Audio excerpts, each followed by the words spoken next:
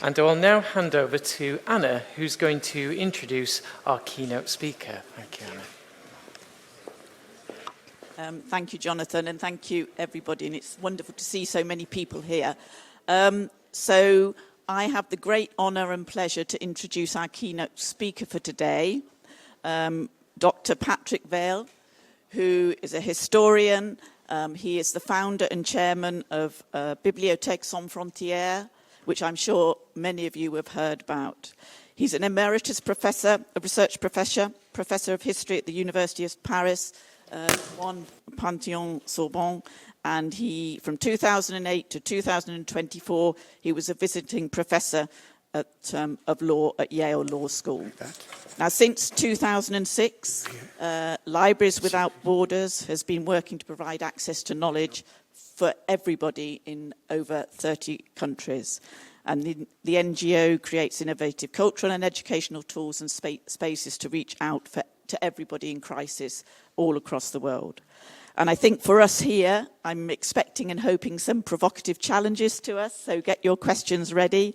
And the question about what libraries are going to do in certain times, I think are very relevant. So I will hand over, if he's ready, to Patrick. Okay. Get the tech sorted out. Okay, thank you, Patrick.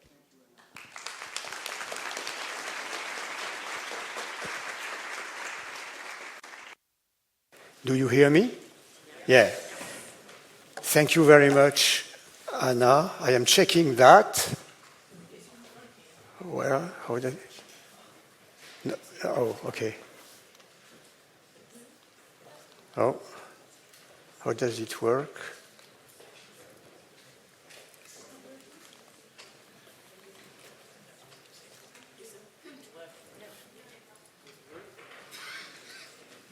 Sorry. No,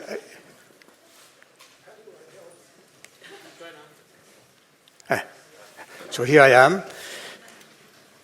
Okay, so I am very honored for your invitation to be able to talk with you, discuss with you.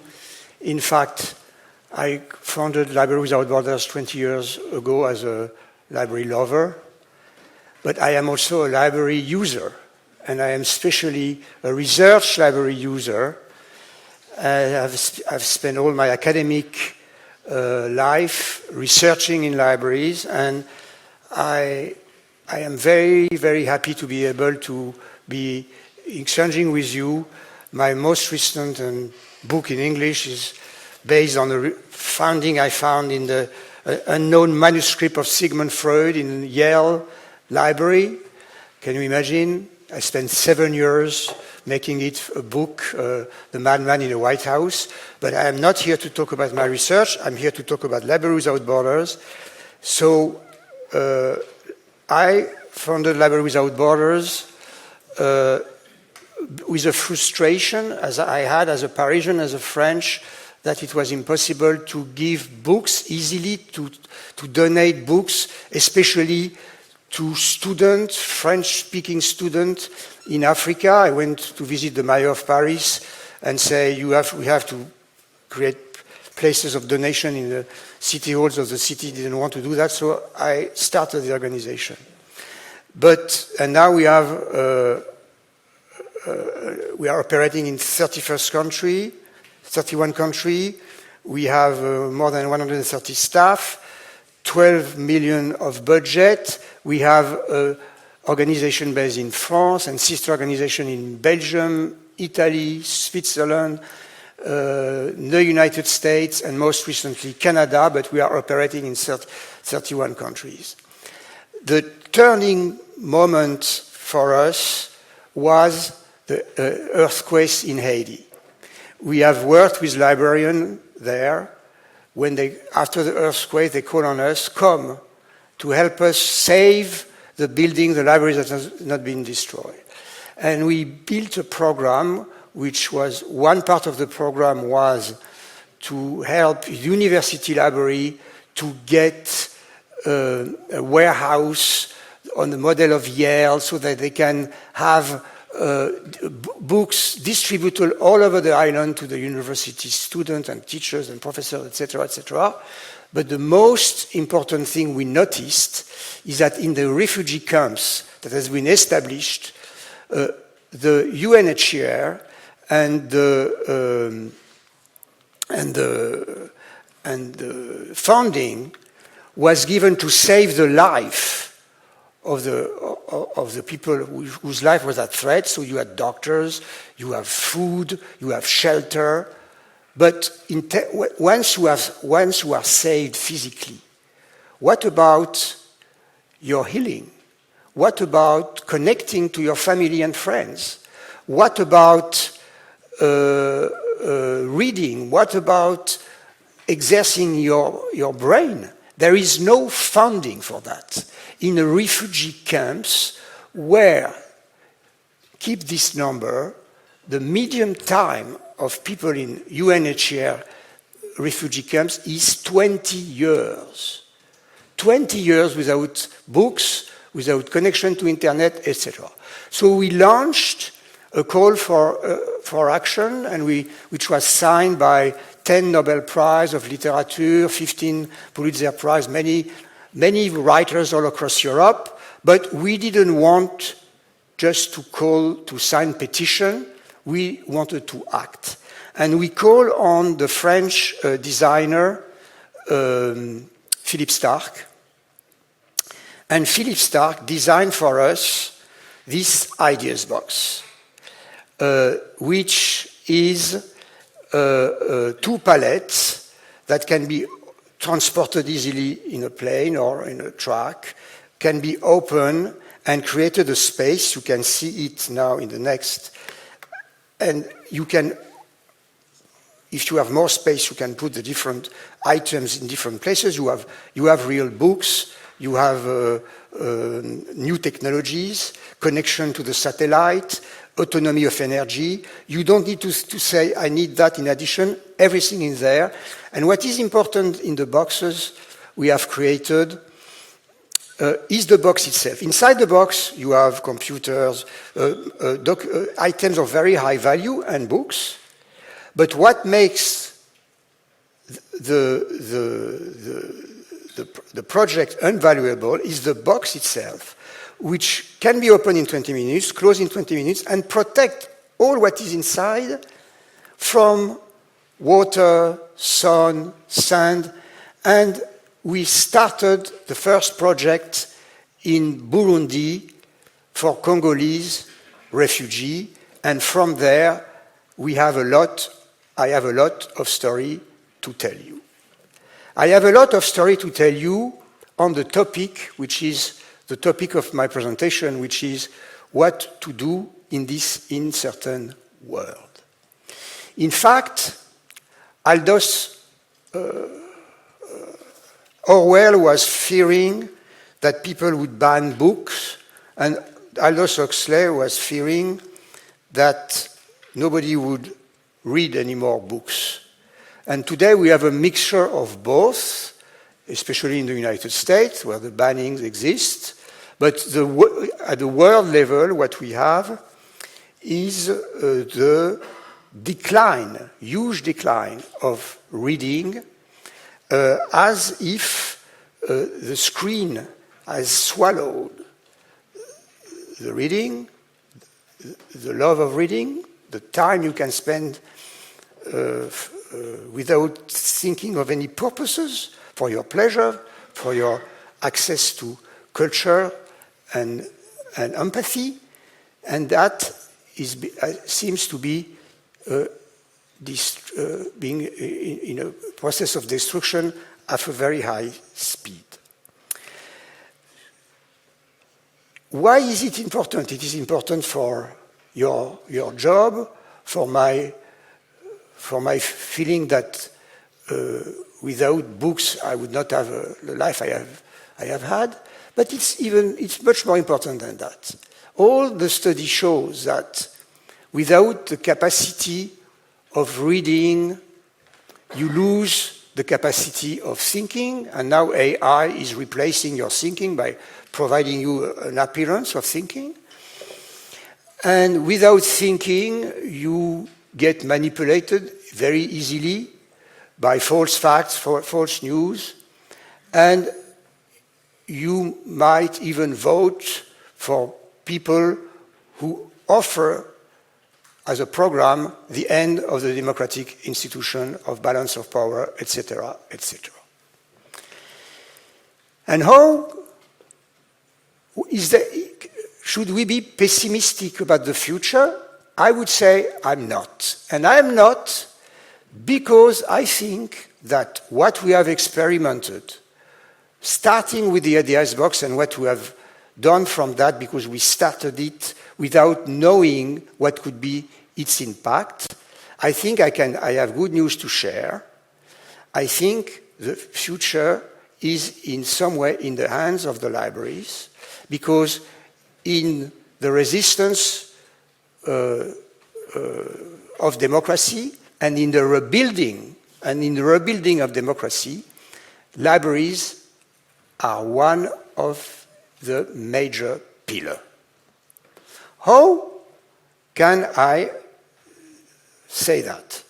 So when we opened the first ideas box in a Congolese refugee for Congo, we didn't know if we would have a public.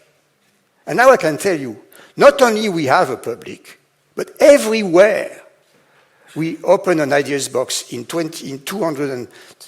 have now 220 items in 30 different countries.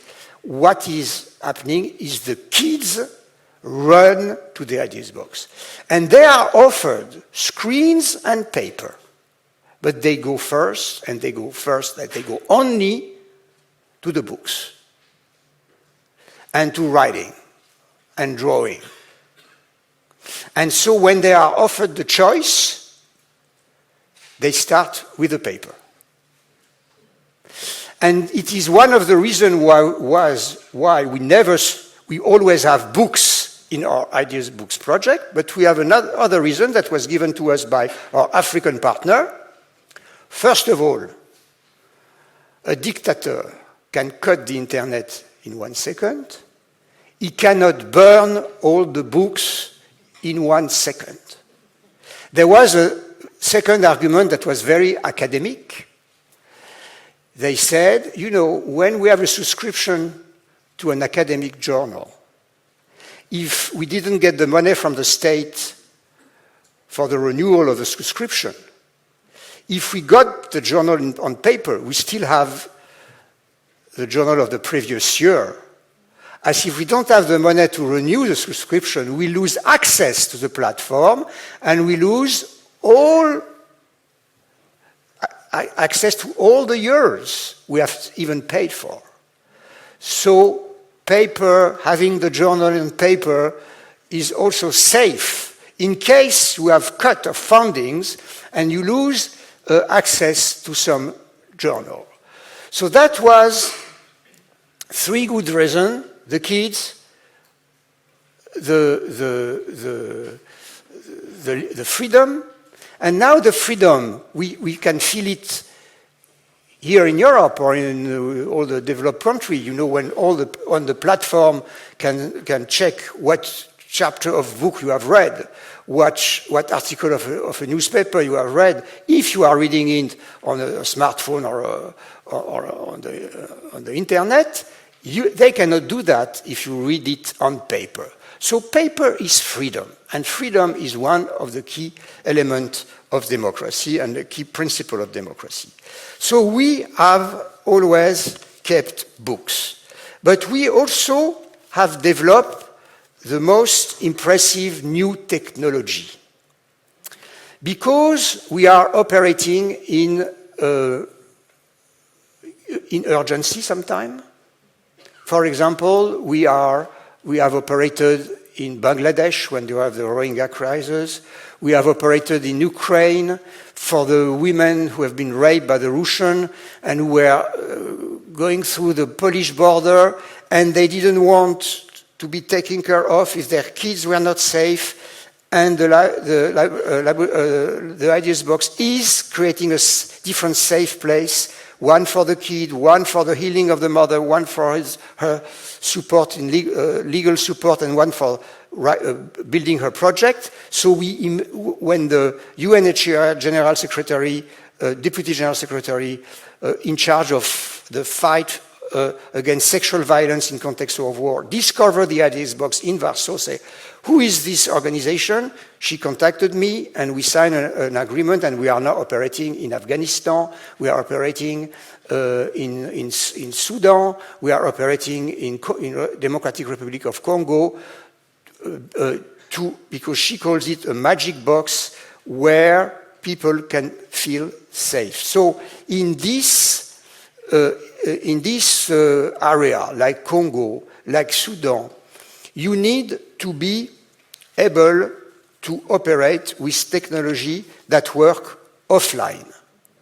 And so in the ideas box, you have this server, a small thing like that can also work independently in program independently, and on which you can put thousands of books, of videos, of courses, and people can connect with their cell phone or computer, and they feel like they have the Wi-Fi, but they don't have the Wi-Fi, they just have connection to that. And we have developed, based on this technology, and on a smaller one where we have a SD card like that, you put on your cell phone, and you get also thousands of items, video, etc. We have developed a project that have been recognized as the best in the world to impact the level of education of kids in the most remote area of Senegal or in Ivory Coast. We are also providing to the people, in Ivory Coast, they don't have enough doctors, so they have that, the intermediary before you go to the doctor, 12,000 people have that SD card. On that SD card, we have created generative AI in local languages that permit to respond, to describe the most current sickness, 19 of them, and to respond to all the questions these people would have before making the statement on the sickness of the person there in front of them, and providing the prescription or sending them to a doctor if they don't find anything that corresponds in their diagnosis to the description of the 19 sickness. So we are not using AI to suppress jobs or to reduce the cost. We are using AI to demultiply the impact of education, information, and fight for justice. So that is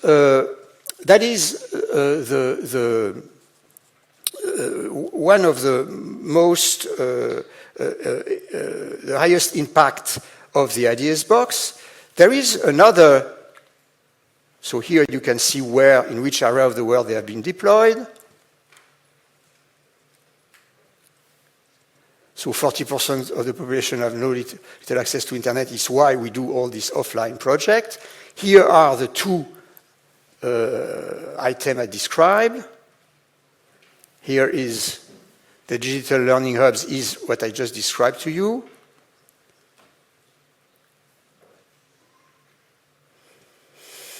So you have based on that, the kids can connect and get access to thousands of resources and teaching sequences based on the national curriculum and a coaching and support system for the teacher. It's 100% offline and 100% open source.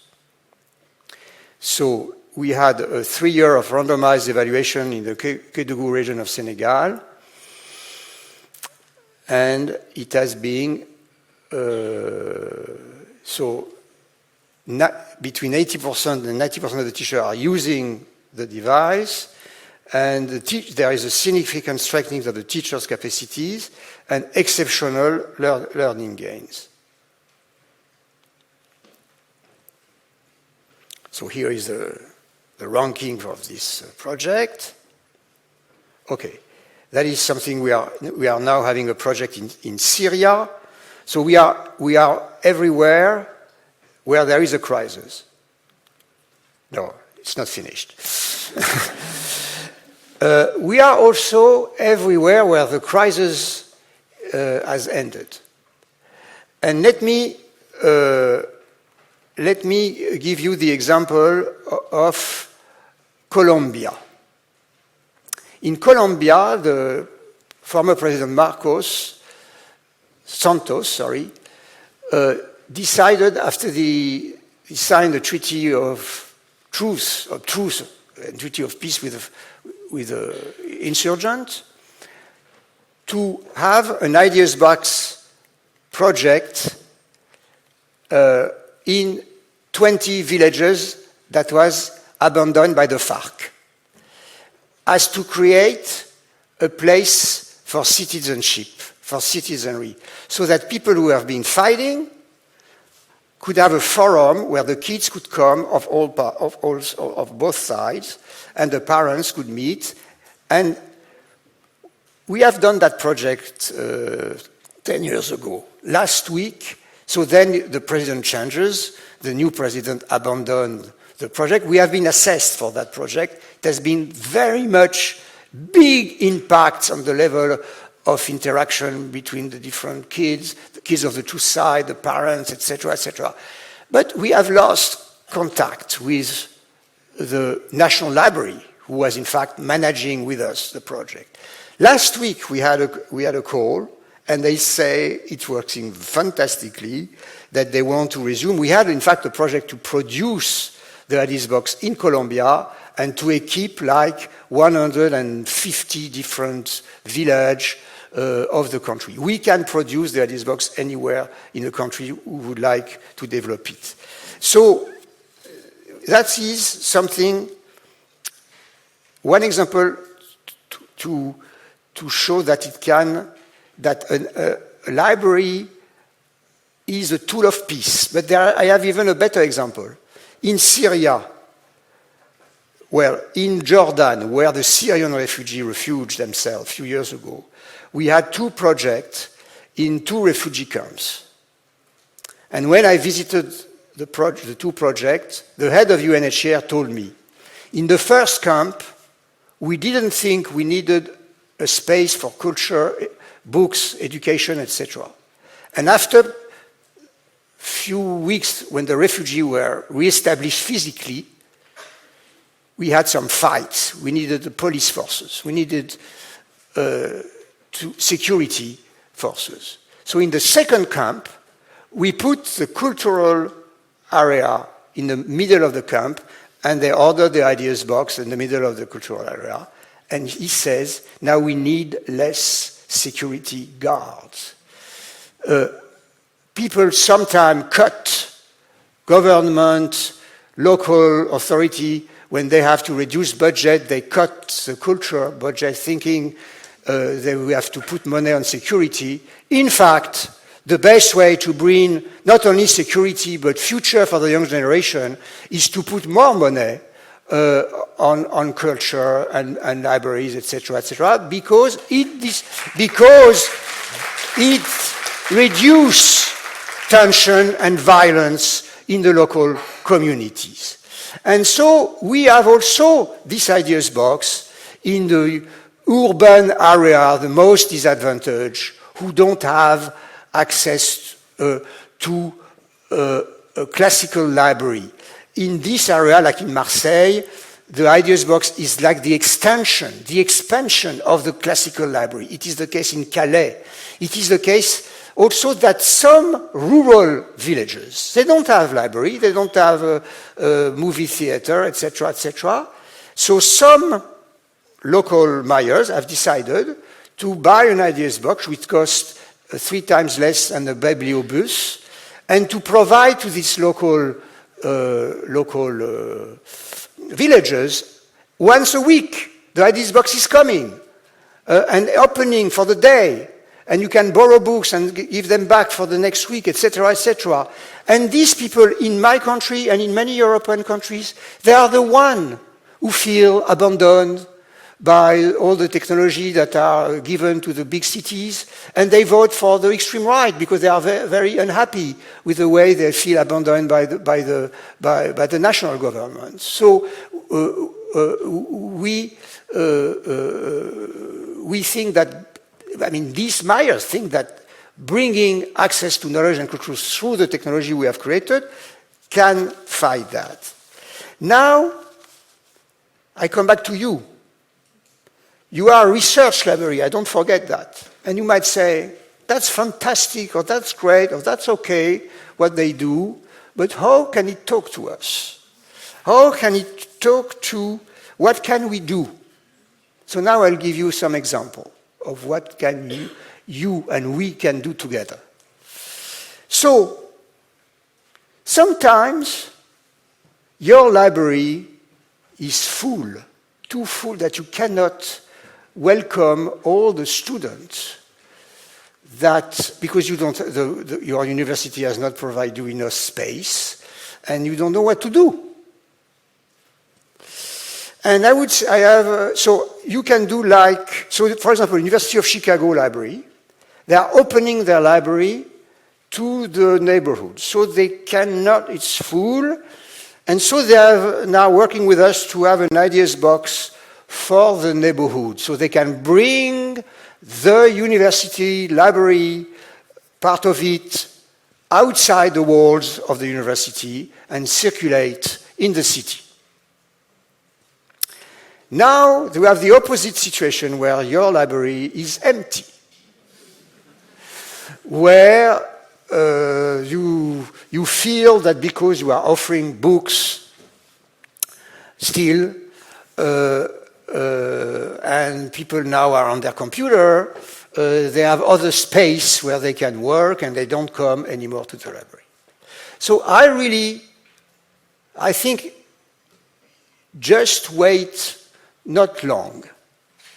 From what I hear, what I see, there is a strong reaction on the impact of AI on the brain of the kids. And in more and more countries, in my country next September, there will be, a smartphone will be forbidden for the day when they go to school. I think in many schools in the US it's coming. Some of my colleagues in the US tells me, you know, there is one generation who is dead because they are being raised in AI, their brain is... So I'm not in favor of banning. When you ban something, people are attracted to go after it. I am in favor of balancing AI and the real knowledge everybody can find in a research library. And I think we have all to prepare ourselves to create spaces where AI should be used carefully in balance with the checking you can offer, with your knowledge, with the material you have, with the real books that cannot be, of course, faked, and with your skills of looking to the true origin of something on the screen, etc., etc. And I think that one of the transformation of research library that is coming is to create, and that is something that I notice in the ideas box. You know, there is a very famous British psychoanalyst whose name suddenly escaped my brain. He spoke about transitional space. So people can go from one way of learning to another one. And I think you have that already. You have different media in a library. But AI is challenging all that. And we have to think about the way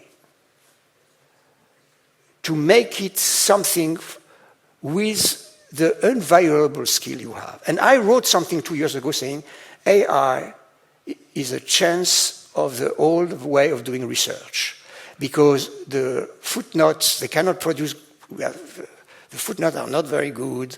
The sources are very bad. 3 weeks ago, the New York Times had to apologize for 2 articles which were wrong because part of them were written based on AI. So there is something about, the security of the source that only research library can help secure.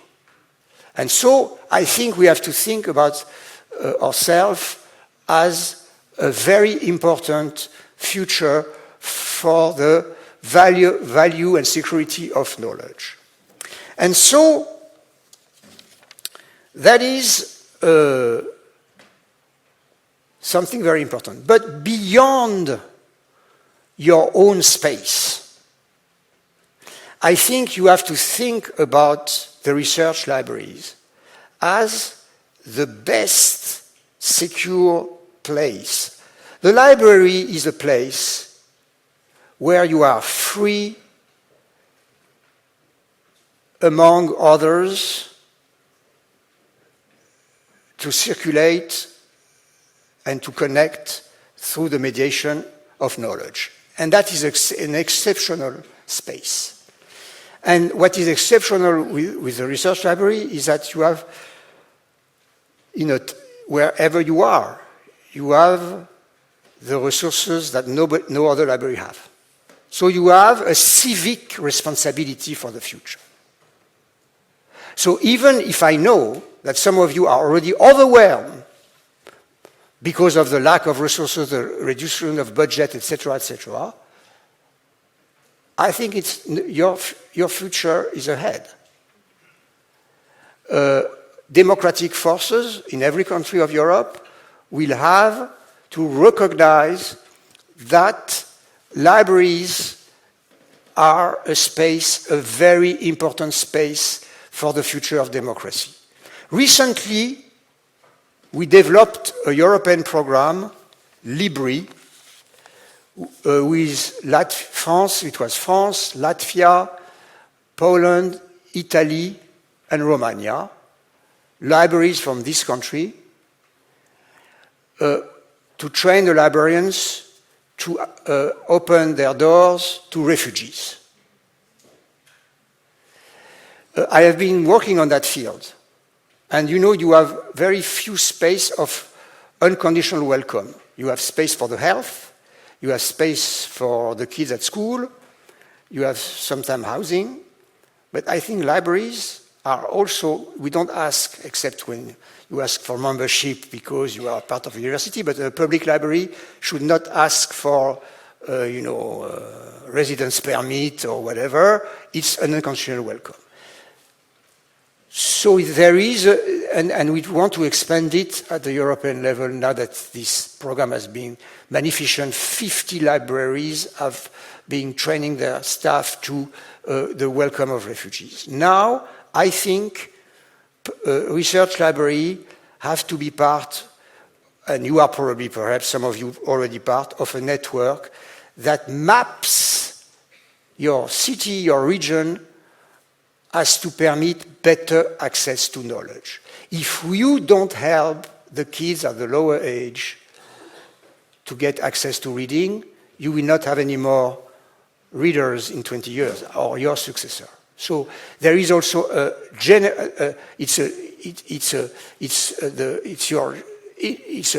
your interest as public servant, as people who care about the future of our continent and our countries, to work with the younger generation.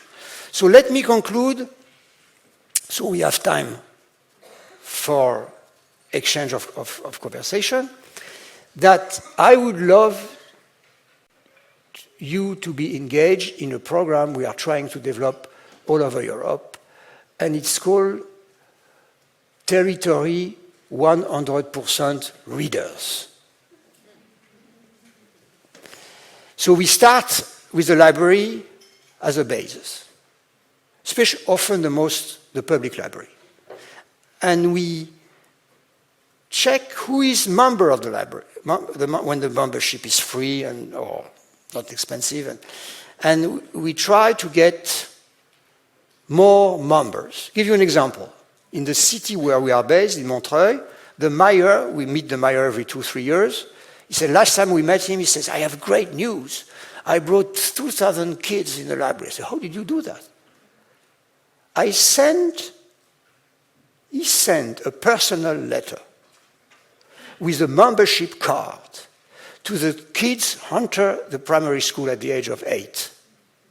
And they receive a letter from the mayor. Here you are, a member of the public library. Come at this hour and you will be introduced. Hundreds of them came. And then, because the elderly brother and sister were jealous, they all came, and it was thousands of people. You know, a simple thing like that change the number of people, because libraries are, you know, imposing. There are sometimes people feel it's not for them. And so there is an issue of, you know, invisible barriers we have to break. So that is one of the things. So we also provide my first library to the kids who have no books at home. We also create mini libraries in areas of the cities where they don't have real libraries except very far from their home. We create book clubs between generations. We also create in some library can become the repository of the memory of the elderly generation. The kids interview the elders of the city about their experience, about their working experience, their political life, whatever, and the library can keep as an archives the archives of the elderly. So there are all this innovation. It's a network of institutions that work together at the city level. And I think, and we want to develop that project not only in Europe, but we are going to do it in the United States. But that is one example of the thing that you could do in cooperation with other partners of the city you are part of. And of course, there is also the issue of international solidarity, but I'm sure you are having many projects in that direction. If you wish to have more projects, please, I'm happy to connect with you and to see how we can work together. Let me conclude by saying that I really and strongly believe that because the library is an incredible space, a space that has to change its configuration, that has to change its configuration because of the impact of the new technology. But things are moving very rapidly. People are taking consideration of the assets, but also of the danger of this new technology, and the place where because a library is a space, the space and where there is the knowledge to make this new technology adapt and comforting access to knowledge instead of destroying it, are the libraries, especially the research library. So, welcome to the future. The libraries are part of the future, and they are part of our democratic future. Thank you very much for your attention.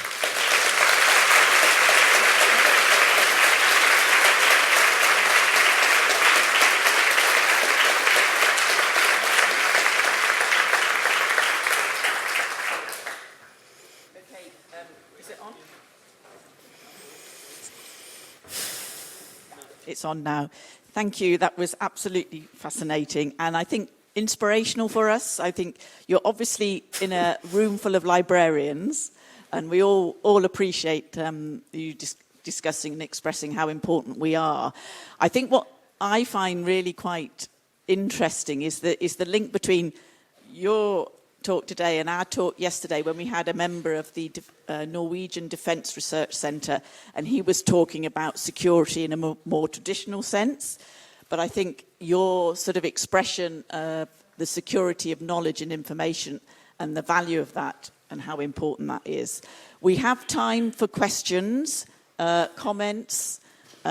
We have some mics as well, don't we? So there's one here and then one up there. So I'm hoping we can get mics.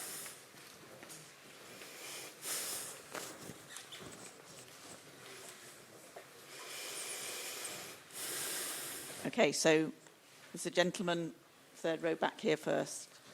Yeah. Oh, here. Sorry. No, thank you. Thank you very much for your talk. You introduced us to your system, to your ideas box, and the way you could distribute information with those tools. I wonder whether you collect information with the same tools. I mean, people at disaster areas, people at very poor countries, whatever, they have their information on their health, they have their stories, they have their losses. I wonder whether those tools are able to collect those informations. You are asking a very important question, and my response is yes, yes, yes. We are collecting testimonies, we are collecting creation. In this ideas box, people are creating poetry, they are writing novels, they are giving testimony that are recorded, they are creating also like movies. They are all the technology that are in the boxes are interactive, and they can be shared. And yes, I think it's very important. And even let me add something. Every box content is special for every project. The language is special. It is adapted to the local languages. Every project is special. And the content is always discussed with the users. And then and for example, speaking about the books, so we have books how do we have the books? So we are collecting, we have a warehouse nearby Paris where we have 2 million books. We are buying the books needed for when we don't have these books in our warehouse, by selling the books we would not be using. So we are providing, also we try to make the local publishers work. You know, we have to have, we work in the local languages, and even with the generative AI, we try to make the local languages alive in the global system, which is not what the global system is doing now. With the global AI is, you know, working in the main languages and not in the local ones. Thank you. I think there was one up there. I'm up here. So thank you. I found that so fascinating and really, really inspiring. My name is Laura. I'm from Trinity College Dublin, and with 2 other colleagues, we're presenting on civic engagement in libraries in a panel discussion at 4 o'clock. Which kind of highlights some of the work that we've started to do in this area. You partially answered what my question would be in the last question there, but I'm really curious to know who are the people who travel with the Ideas Box, and how do they mediate the resources that are there with the communities? Can you repeat your last sentence? Sorry. Yeah, so with the Ideas Box, yes. Who travels with the Ideas Box to convene the relationship between the user and the material that's there? So, I'm not sure I'm responding to your question. First of all, we always work with a local partner. We never keep the property of any box. All the boxes, the 230 projects, are run by partners, local partners. So we have to select the local partners, but then the local partner is from the area. And then, so that is, I don't know if it's part. It does, yeah. So they're helping to find... They are not only helping, they are managing with us. Yeah. We are training them for the use of the items, but they are the one who are leading the, the content, for example. Very good, thank you. Okay, we've got one up here and one there. Okay, so up there first, and then I can't see what's coming up. I'm trying to do it fairly.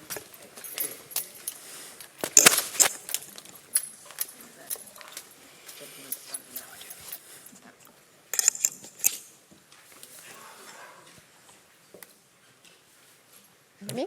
Hi, in the meantime. Lucia from University of Amsterdam.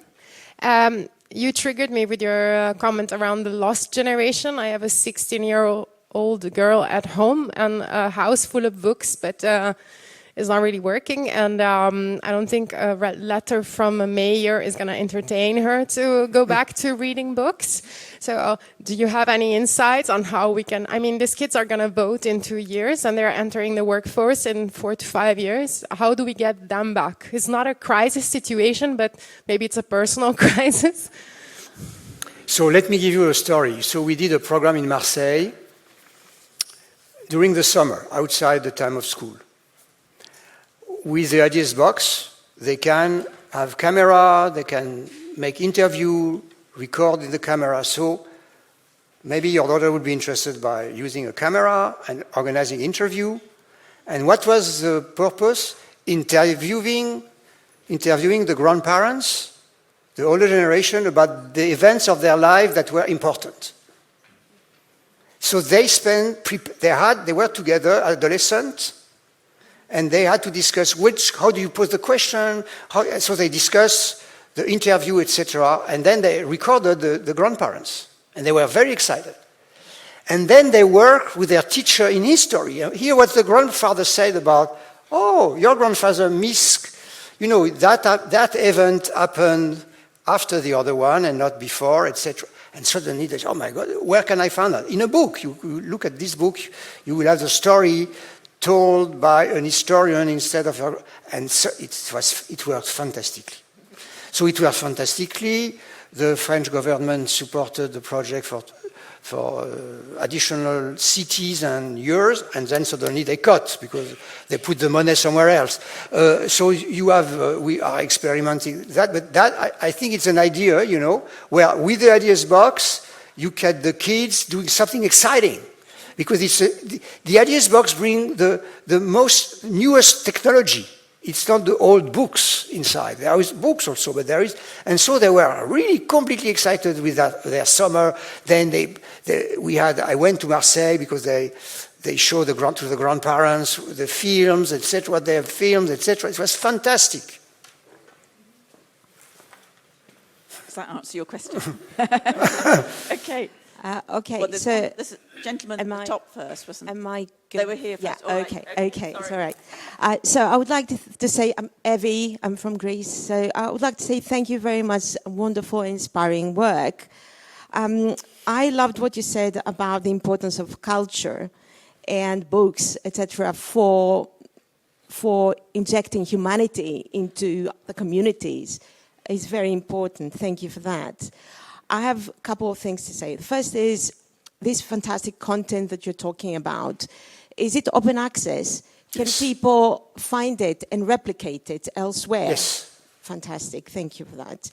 And I wanted to suggest that maybe we collectively need to create ideas boxes for empathy, for maybe group work, curiosity, and, curate content that will motivate people and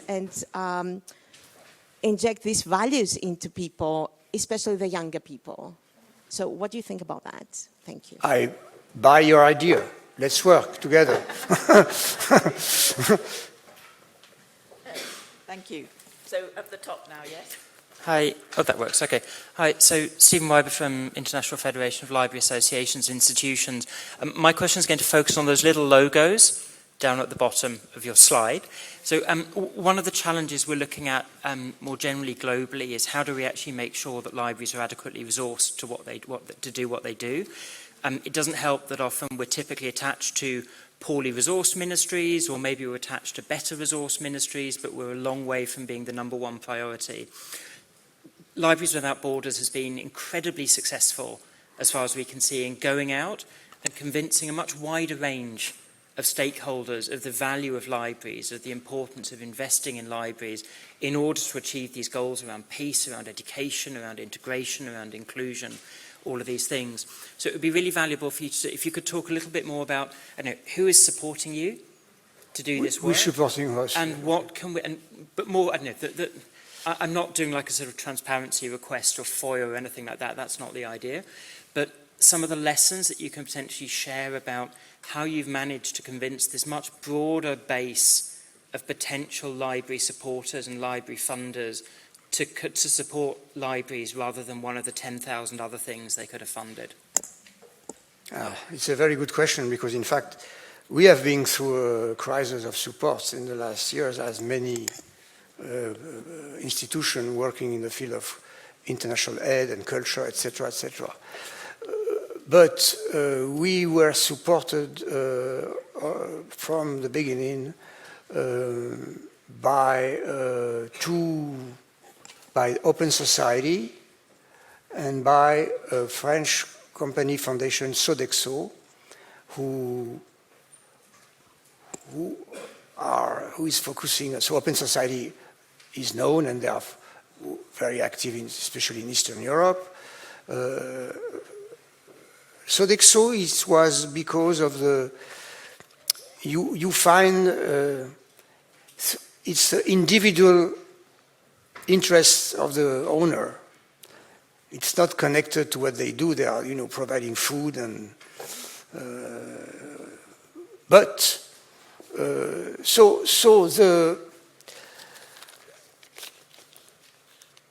the issue is that I think we should work together in the narrative. I think we should cooperate in saying that together that if you invest in access to knowledge, it reduces violence, it helps the new generation to raise, it helps democracy. We should have a wording that is common to us. And we could work together on that, because if we are alone, working alone with our language that is not, we are converging, but it's not the same, I think we are losing strength towards forces that want to spend money on the military or on the security, etc., etc. So I would say that, yes, we had Google sometimes, we have partners, banks, we have luxury goods company. So you have, for example, Ideas Box. I just say the kids are like baby bears to whom you would give honey. They can spend hours in the Ideas Box. So what happens when the kids are so busy that the mothers are free? The mothers are free. So the Ideas Box is really a tool of freedom for women. Because if the mother feels the kids are secure, because they will never go out, they are so excited about what they do, then it is what's happening. So we had support from a foundation that supports women's women involvement in business, because you can create your email address and have an account and create, a business from the camps, etc. So there is all that can bring some resources. And of course, you have some states and state agency, Norwegian especially, international agency has been support of us, Danish, Swedish, German. So we are working with all the agencies that are willing to support education as they understand that it is the way of taking care of the population. Thank you. I think we'll take one last question. Just here. Okay. Sorry. Thank you. I just wanted to say that I come from Colombia, and I was there when the ideas boxes arrived in Colombia, and I just want to say that what it is as well, you probably mentioned this, is that they have been an amazing seed for other projects. And one of the projects was from the government afterwards, a very big project called Libraries for Peace. Exactly. Yeah. Exactly. They call it for it like that. Libraries Yes. for Peace. Exactly. And this was also with ideas boxes. Yes. And I mention this precisely because you raised this question about empathy boxes of we need to create, you said something about this, and this is exactly what they are already. And these ideas boxes went to some of the most remote areas, most conflict-ridden in Colombia, and some places there was nothing, jungle.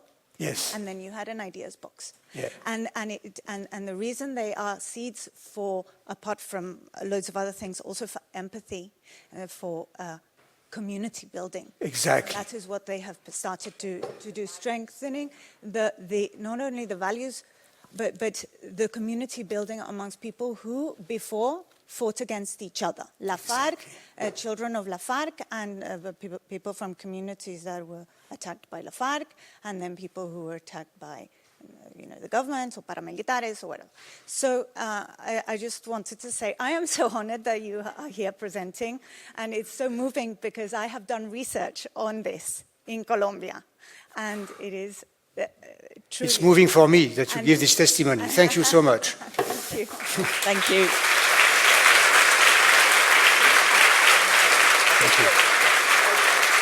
Thank you. Thank you.